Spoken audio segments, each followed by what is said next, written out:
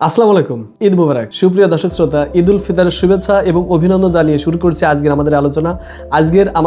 আপনাকে স্বাগতম। সুপ্রিয় দর্শক শ্রোতা, দীর্ঘ এক মাস টানা রোজা রাখার পর আমরা যেভাবে ঈদের জন্য দীর্ঘ পরিশ্রম করার পর যেভাবে গরুর মাংস, খাসির মাংস বা পোলাও বিরিয়ানি পরে এবং প্রচন্ড বৃষ্টির পরে ঝাঁপিয়ে পড়ি, এটা কি আমাদের স্বাস্থ্যের জন্য অত্যন্ত নিরাপদ?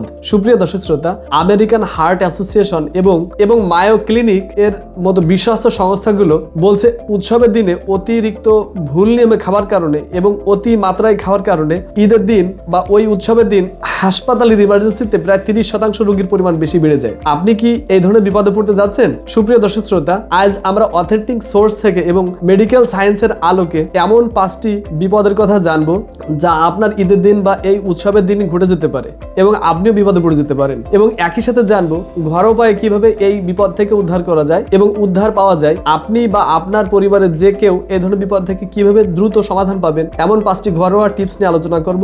আর একই সাথে জানবো কিভাবে ঔষধ ছাড়াই ঘরোয়া উপায়ে আপনি তাৎক্ষণিকভাবে এই ধরনের বিপদ থেকে নিজেকে উদ্ধার করবেন। এবং অবশ্যই আশা করছি আমাদের আলোচনাটি শেষ পর্যন্ত দেখবেন এবং সঠিক তথ্যই পারে জীবন বাঁচাতে। আশা করছি আপনি আমাদের আলোচনাটি সম্পূর্ণ দেখবেন।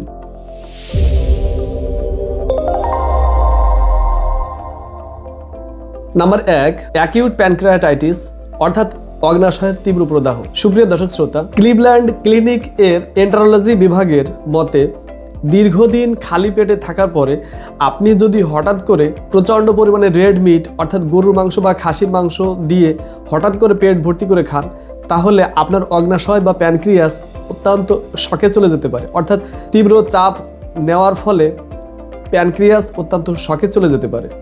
সুপ্রিয় দর্শক শ্রোতা, এর ফলে পেটের উপরিভাগে শুরু হয় তীব্র যন্ত্রণা অর্থাৎ প্রচণ্ড ব্যথাও সৃষ্টি হতে পারে। একই সাথে এই ব্যথা পিঠের অপোজিট দিকেও ছড়িয়ে আসতে পারে এবং একইভাবে এই ব্যথার কারণে শুরু হতে পারে প্রচণ্ড গ্যাসের ধাক্কা। এই সমস্যাটিকে বলা হয় অ্যাকিউট প্যানক্রিয়াটাইটিস। সুপ্রিয় দর্শক শ্রোতা, অর্থাৎ অগ্নাশয়ের তীব্র প্রদাহ। এই প্রদাহের কারণে যদি তাৎক্ষণিকভাবে আপনি চিকিৎসা গ্রহণ না করেন, তাহলে আপনার এমনও হতে পারে যে জীবন অত্যন্ত ঝুঁকিপূর্ণ অবস্থায় চলে যেতে পারে, অর্থাৎ আপনার মৃত্যু ঝুঁকি এসে যেতে পারে। নাম্বার 2, হাইপার সেন্সিটিভ ক্রাইসিস অর্থাৎ হঠাৎ ব্রেন স্ট্রোক বা হার্ট অ্যাটাকের ঝুঁকি। সুপ্রিয় দর্শক শ্রোতা, আপনার অতি উৎসবের দিন অতি মাত্রায় কাবাব, বিরিয়ানি বা রোস্ট অর্থাৎ রেড মিট অর্থাৎ লাল মাংস, সেটা খাসির হোক বা গরুর হোক, অতি মাত্রায় খাওয়ার কারণে আপনার রক্তে প্রচুর পরিমাণে সোডিয়াম অর্থাৎ লবণ এবং প্রচণ্ড পরিমাণে স্যাচুরেটেড ফ্যাট বেড়ে যেতে পারে এবং এটা অত্যন্ত রকেটের গতিতে বেড়ে যায়। এবং স্যাচুরেটেড ফ্যাট আপনার রক্তচাপকে রকেটের গতিতে বাড়িয়ে দেয় এবং বেশি পরিমাণে খাওয়ার কারণে যদি আপনি দেখেন যে আপনার প্রচণ্ড পরিমাণে মাথা ব্যথা হঠাৎ করে শুরু হয়ে গেছে এবং আপনার হার্টের পরে অত্যন্ত চাপ সৃষ্টি হচ্ছে এবং আপনার ঘাড়ে তীব্র দপদপানি ব্যথা শুরু হয়েছে, তাহলে আপনি বুঝবেন যে আপনার অবশ্যই প্রেশার ডেঞ্জার জোনে আছে, অর্থাৎ বিপজ্জনক অবস্থায় আপনার প্রেশার উঠে যাচ্ছে। এইভাবে যদি আপনার প্রেশার হঠাৎ করে বেড়ে যায় এবং অনিয়ন্ত্রিতভাবে যদি আপনি চলতে থাকেন, খাওয়াকে আপনি পরিমিত মাত্রায় না খান, তাহলে আপনার এমন হতে পারে যে আপনার যে কোনো মুহূর্তে আপনার স্ট্রোক বা হার্ট অ্যাটাক হয়ে যেতে পারে। সুপ্রিয় দর্শক শ্রোতা, এভাবে আপনার মৃত্যু ঝুঁকি এসে যেতে পারে। অতএব আপনি অবশ্যই ঈদের দিন বা আপনার অতি উৎসবের দিনটিতে রেড মিট অর্থাৎ লাল মাংস বা অতিমাত্রায় চিনি সমৃদ্ধ খাবারগুলো অবশ্যই বুঝে একটি পরিমিত মাত্রায় খাবেন, যেটা আপনাকে অবশ্যই বিপদ থেকে দূরে রাখতে সাহায্য করবে। নাম্বার 3, গ্লাইসেমিক শক অর্থাৎ রক্তে শর্করার বিস্ফোরণ। আচ্ছা, ঈদের দিন আসলে কি ঈদের দিন সেমাই বা জর্দা ছাড়া কি ঈদ আনন্দমুখর হয়? সুপ্রিয় দর্শক শ্রোতা, মায়ো ক্লিনিক বলছে, এটি তার নিজস্ব তথ্য, যে খালি পেটে অতিমাত্রা রিফাইন্ড সুগার রক্তে শর্করার মাত্রা অতি দ্রুত সুগার লেভেলকে বাড়িয়ে দেয়, অর্থাৎ রক্তে শর্করার মাত্রা প্রচণ্ড পরিমাণে বেড়ে যায়। এর ফলে যেসব রোগীরা অত্যন্ত ডায়াবেটিস মেলিটাসে ভুগতেছেন তাদের অত্যন্ত দুর্বল করে দিতে পারে এবং চোখে ঝাপসা হতে পারে, একই সাথে চোখে ঝাপসা দেখতে পারে এবং এমনকি হঠাৎ করে সে জ্ঞান হারিয়ে ফেলতে পারে। অর্থাৎ সুগার লেভেল এত বেশি পরিমাণে তার বেড়ে যেতে পারে। দীর্ঘদিন খালি পেটে থাকার পরে আপনি ঈদের দিন যদি অতিমাত্রায় সেমাই, জর্দা এবং তীব্র মিষ্টি জাতীয় খাবার খেয়ে থাকেন, তাহলে হঠাৎ করে আপনার ব্লাডে অত্যন্ত পরিমাণে শর্করার পরিমাণ বেড়ে যেয়ে আপনাকে হঠাৎ করে অসুস্থ করে ফেলতে পারে। সুপ্রিয় দর্শক শ্রোতা, এক্ষেত্রে আপনাকে অবশ্যই হিসেব করে আপনার খাদ্যাভ্যাস গড়ে তুলতে হবে। নাম্বার 4, সাইলেন্ট ডিহাইড্রেশন এবং কিডনি ফেইলিওর। সুপ্রিয় দর্শক শ্রোতা, মাংস খাওয়ার পর আমরা প্রচুর পানি খাওয়ার বদলে বরং অনেক সময় প্রচুর পরিমাণে কোল্ড ড্রিঙ্কস অর্থাৎ কোমল পানীয় খেয়ে থাকি। আমাদের অতি উৎসবের দিন আমরা এই কোমল পানীয় খেয়ে থাকি। বিশ্ব স্বাস্থ্য সংস্থা ওয়ার্ল্ড হেলথ অর্গানাইজেশন এর তথ্য মতে এই কোল্ড ড্রিঙ্কস একটি আর্টিফিশিয়াল চিনি এবং কার্বোনেটেড ড্রিঙ্কস আপনার হজম ক্রিয়ায় কোনো সাহায্য তো করেই না, বরং আপনার শরীরকে আরো পানি স্বল্পতায় ফেলে দেয়, অর্থাৎ আপনার শরীরকে করে ফেলে পানি শূন্য। এবং এই একই কারণে আপনার শরীর যখন পানি স্বল্পতায় পরিণত হয় তাহলে অবশ্যই আপনার কিডনি প্রচন্ড চাপে পড়ে এবং আপনার কিডনিতে প্রচন্ড স্বাস্থ্য ঝুঁকিতে ভুগতে থাকে এবং একই সাথে আপনার কিডনি অত্যন্ত স্বাস্থ্য ঝুঁকিতে পড়ে যায়। নাম্বার 5, ব্যাকটেরিয়াল এন্টারাইটিস অর্থাৎ ভয়ঙ্কর ফুড পয়জনিং। FDA এর ফুড সেফটি রুলস অনুযায়ী রান্না করা খাবার 2 ঘন্টার বেশি আপনি খোলা জায়গায় সাধারণ তাপমাত্রায় রাখলে দ্রুত ক্ষতিকর ব্যাকটেরিয়া জন্ম নেয়। এক্ষেত্রে আপনি যদি এই খাবারটি খেয়ে থাকেন, অর্থাৎ এই বাসি বা ঠান্ডা খাবার বারবার খেতে থাকেন, এক্ষেত্রে আপনার তীব্র গ্যাস বা গ্যাস্ট্রাইটিস এছাড়াও আপনার প্রচুর পরিমাণে বমি বা ডায়রিয়া দেখা দিতে পারে। সুপ্রিয় দর্শক শ্রোতা, যার ফলে আপনার ডিহাইড্রেশন দেখা দিয়ে পানির স্বল্পতার দিকে ধাবিত করতে পারে, অর্থাৎ এই ক্ষেত্রে আপনার ফুড পয়জনিং হতে পারে, যেটা আমরা মেডিকেলের ভাষায় বলি আপনার ফুড পয়জন হয়েছে। সুপ্রিয় দর্শক শ্রোতা, ভয় পাওয়ার কিছু নেই।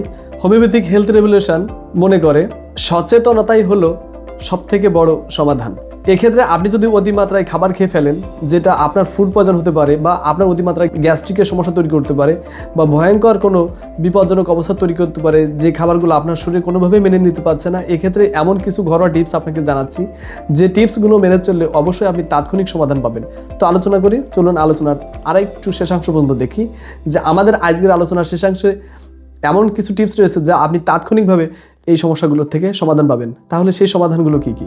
নাম্বার 1, আদা এবং লেবুর জাদুকরি ডিটক্স। সুপ্রিয় দর্শক শ্রোতা, অতি ভারী খাবার খাওয়ার ফলে যদি আপনি দেখেন আপনার পেটে প্রচণ্ড পরিমাণে অস্বস্তি তৈরি হচ্ছে এবং আপনার পেটে চিনচিন করে ব্যথা করছে এবং প্রচুর পরিমাণে গ্যাসের চাপ তৈরি হচ্ছে, এক্ষেত্রে আপনি 1 গ্লাস কুসুম গরম পানিতে তাজা আদা ছেঁচে এবং একই সাথে এই পানিতে আপনি একটু লেবুর রস মিশিয়ে খেতে পারেন, যেটা আপনাকে তাৎক্ষণিকভাবে পেটের এই অস্বস্তিকে কমিয়ে দেবে এবং দ্রুত আপনার গ্যাসকে ক্লিয়ার করে দেবে এবং দেখবেন আপনার পেটের ভিতরে অস্বস্তি এবং কষ্টদায়ক যে অবস্থা তৈরি হয়েছে এটা দ্রুত নিরসন হচ্ছে এবং আপনি স্থায়ীভাবে তাৎক্ষণিক সমাধান ঘরের মাধ্যমে পাচ্ছেন, যেটা অত্যন্ত বৈজ্ঞানিকভাবে পরীক্ষিত। নাম্বার 2, জোয়ান বা জিরা পানির সংমিশ্রণ। সুপ্রিয় দর্শক শ্রোতা, আপনার যদি প্রচণ্ড পরিমাণে পেট ফেপে যায় এবং আপনার প্রচণ্ড পেটে গ্যাসের সমস্যা হচ্ছে, সেক্ষেত্রে আপনি একটু উষ্ণ গরম পানিতে একটু জিরা বা জোয়ান এই দুটার যে কোনো একটিকে সংমিশ্রণ করে আপনি খেতে পারেন। এটা দেখবেন তাৎক্ষণিকভাবে জাদুর মতো আপনার গ্যাসকে অর্থাৎ গ্যাসের তীব্রতা দারুণভাবে কমিয়ে দিচ্ছে, আপনি অবাক হয়ে যাবেন এবং এভাবে আপনি আপনার তাৎক্ষণিক ঘরোয়া সমাধান করতে পারেন, গ্যাসের থেকে নিজেকে মুক্তি দিতে পারেন। এছাড়া রয়েছে 3 নাম্বার একটি অথেন্টিক রুলস, যেটা মেনে চললে আপনার গ্যাসের সমস্যা অবশ্যই কমে যাবে। সেটা হচ্ছে একটু পায়চারি করা।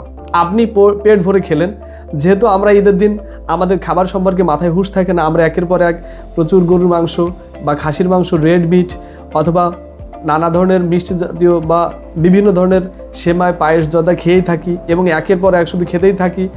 যেহেতু দীর্ঘ 1 মাস না খাওয়ার পরে, দীর্ঘ প্রতীক্ষার পর আমরা একটু অসতর্কবশত অনেক কিছু খেয়ে ফেলি, যার ফলে পেটে প্রচণ্ড চাপ সৃষ্টি করে। খাবারের চাপে আমাদের প্রচুর গ্যাস বা অ্যাসিডিটি এত পরিমাণ চাপ দেয়, সেক্ষেত্রে আমরা যেন কোনোভাবে শুয়ে না পড়ি।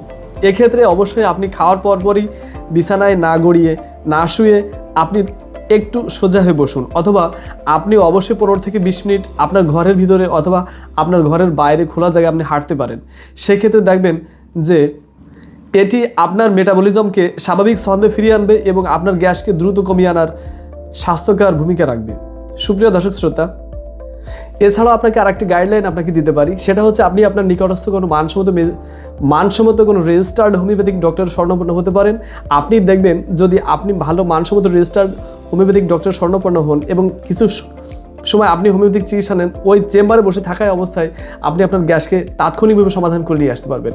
কারণ হোমিওপ্যাথিতে এমন ম্যাজিক সৃষ্টিকারী অনেক ওষুধ রয়েছে, যদি আপনি টানা কিছুদিন হোমিওপ্যাথিক চিকিৎসা নেন তাহলে দেখবেন আপনার দীর্ঘদিনের ক্রনিক অ্যাসিডিটি অর্থাৎ গ্যাস্ট্রাইটিস বা এন্ট্রাল গ্যাস্ট্রাইটিসের সমস্যাও, অর্থাৎ যেটা আপনাকে তীব্র কষ্ট দিচ্ছে দীর্ঘদিন যাবত, এটাও আপনি স্থায়ীভাবে সমাধান খুঁজে পাচ্ছেন। এবং এ ধরনের অ্যাকুইট ক্ষেত্রে অর্থাৎ অ্যাকুইট ডিজিজ বলি আমরা তাকে, যেটা তাৎক্ষণিক সৃষ্টি করে, অর্থাৎ এ ধরনের ঈদের দিন বা অতি উৎসবের কোনো দিনে যদি আপনি প্রচণ্ড পরিমাণে গ্যাসের সমস্যা ভোগেন, এটা আপনি চেম্বার থেকেই সমাধান করে আসতে পারবেন এবং সেটা সাপ্রেসড নয়, বরং তাৎক্ষণিক স্থায়ী সমাধান।